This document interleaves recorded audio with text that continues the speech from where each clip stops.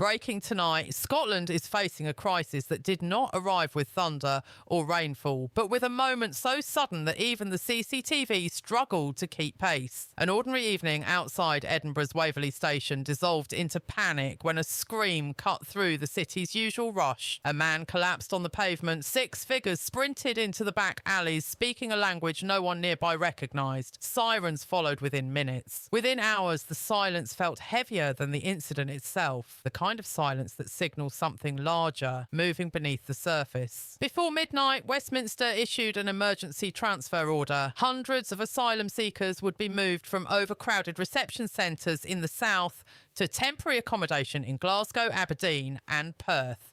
Officials described it as routine, compassionate, unavoidable. But in Scotland, the message landed with the weight of a command disguised as courtesy. Another decision made over Scotland, not with Scotland. 4 days earlier, more than 1,000 new arrivals crossed the Channel. London processed the numbers. Scotland absorbed the consequences. Inside Holyrood, frustration simmered. Scotland has never shied from resettlement, but it has long felt its cooperation treated as compliance. When ministers demanded clarity, they received the political equivalent of smoke, evasive language crafted to avoid accountability.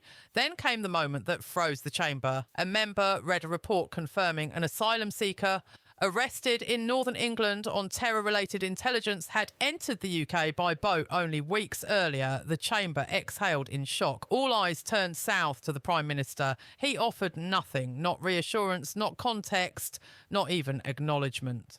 A quick note, if you want ongoing coverage of this unfolding situation, stay with us and follow along. Hours later, leaked documents revealed millions quietly redirected from Scottish councils to fund emergency accommodation. Cuts never discussed, never approved. The message was unmistakable. London decides, Scotland pays, and by dawn, those single candles had become a tide of light stretching across neighbourhoods. In George Square, crowds gathered in silence, not in riotous protest, but in a unified pause, a shared breath held between anger and restraint. Then a woman stepped onto the cenotaph steps, not a politician, not an organiser, a mother from Leith. Her voice rose, steady and sharpened. "Protect our streets." The words rippled outward like a dropped stone in still water. Hundreds echoed them, then thousands. Police formed lines, shields lifted. At 1:14 p.m, the fragile divide between authority and public cracked. Glass shattered. No one can say whether it was thrown or crushed under pressure. And within minutes, the police line buckled. Drone footage later revealed the precise moment officers lost their footing, a blue and black wave collapsing before a force fuelled not by violence alone, but by years of resentment. By dusk, 240 people detained, 31 officers injured. Westminster described the scene as tension under observation. Anyone watching knew the phrase was meaningless. The following morning, Westminster declared order restored. Scotland responded with a silence colder than any riot. Streets lined with police vans, windows boarded. Councils issued identically worded statements, the sort written more by legal teams than elected officials. Meanwhile, internal Home Office memos leaked, millions authorised for information management and crowd control. Not policing, not support, control. Then came the moment that shifted the national narrative. A BBC presenter, scheduled to read a government-cleared segment, paused mid-sentence. She stared directly into the camera as if reconsidering her role. The screen cut to black. The segment never aired. Within minutes, the blackout spread online. For the first time in weeks, the government lost control of its own message. At 10 a.m, the Prime Minister approved 2 more asylum hotels, one in Perth, one in Inverness, again without briefing or vote. By late afternoon, makeshift barricades rose across Glasgow's bridges.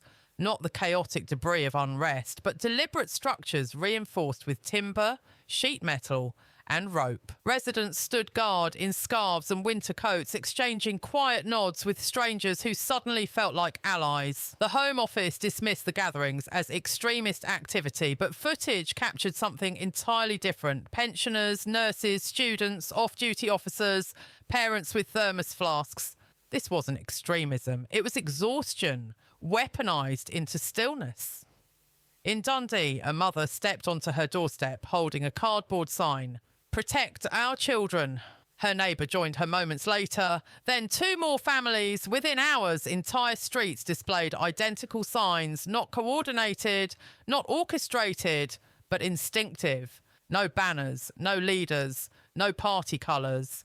Just a shared declaration written across neighbourhoods like handwriting on a national page. At 5:30 p.m, a column of military veterans marched through George Square. Medals pinned, steps synchronised, no chants, no slogans. The government labelled them agitators. They responded by continuing to march, dignified and silent. When officers approached to disperse them, one constable stepped aside, lowering his helmet visor. A passerby's camera captured a murmured gesture. "Not today." The clip was scrubbed from official channels within minutes, but not before tens of millions saw it. Suddenly, fear shifted. It no longer lived in Scotland's streets. It lived in Westminster's halls. The next morning, broadcasters repeated the phrase, "order restored," but Scotland's streets told a different truth. Buses sat idle in their depots. Trains froze along platforms. Storefronts stayed shuttered. Not by direction, by decision. Overnight, posters appeared on lampposts reading, "We serve the people." Not angry, not aggressive, just resolute. Across several towns, the Union flag hung at half-mast, not in mourning, but in warning. The message was unmistakable. A union without respect is not unity at all. What began as violence outside a railway station had transformed into a national standstill. By midday, Scotland's response had become structural. Supply routes slowed as lorry drivers declined to travel through unstable zones without clear guidance.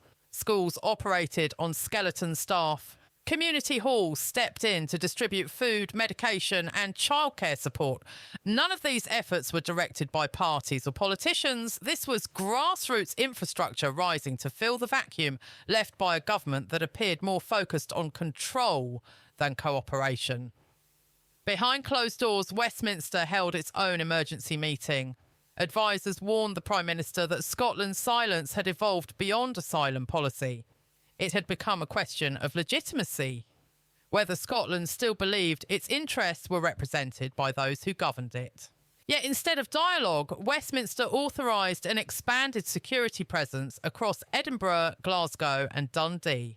Scotland received no prior notification. When convoys rolled into city centres, the reaction was immediate.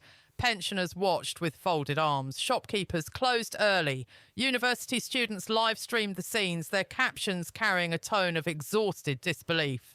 This isn't stability. This is surveillance.